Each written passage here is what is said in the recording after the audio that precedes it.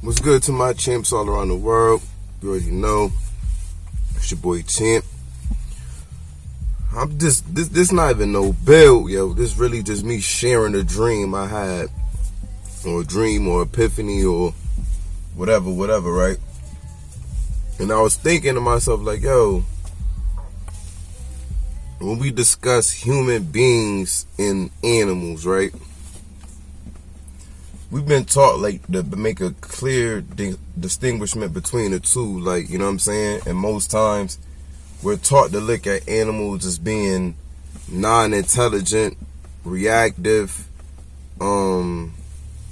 violent, you know what I'm saying? Uncontrollable, all these different negative perceptions when we say, you know what I'm saying? Oh, they act like animals. Oh man, let's be humans and let's not act like animals, right?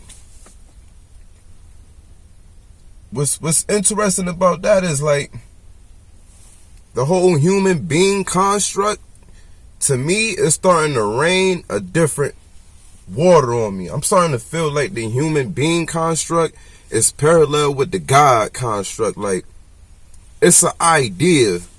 I don't think we are the human beings that we speak on.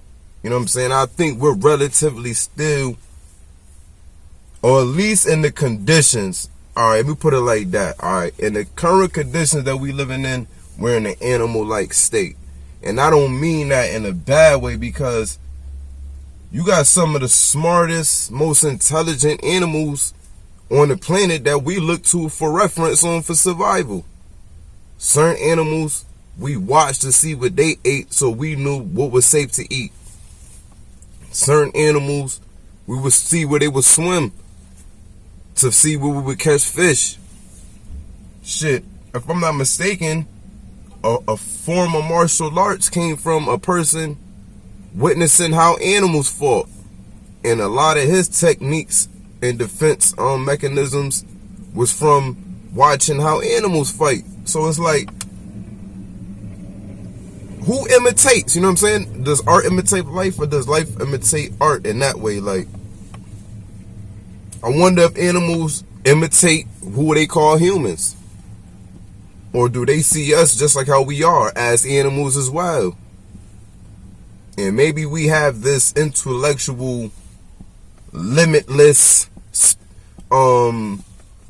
canvas in our brain that elevates us to, you know, carry certain actions, to think a certain way, ethical with our people. But in all real-time reality, dudes is animals, man.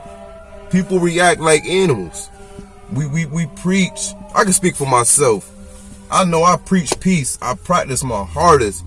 You know what I'm saying? I make intention on being a great human being.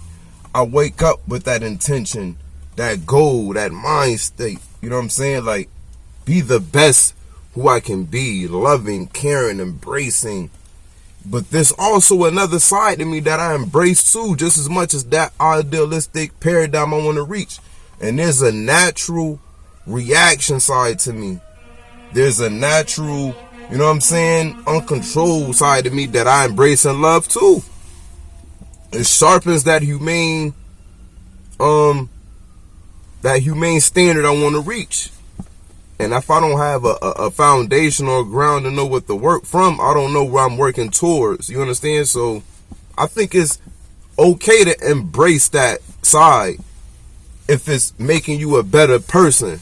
I'm not saying embrace it and go out here and start being on gorilla time. Like, nah, never that. What I'm saying is, I think we people or humans fight with this God and devil, good and evil, animal and human, these, you know what I'm saying, the left brain and the right brain. Like, we're always at a duality, and we're trying to find a median to make it make sense for our reality to be complete.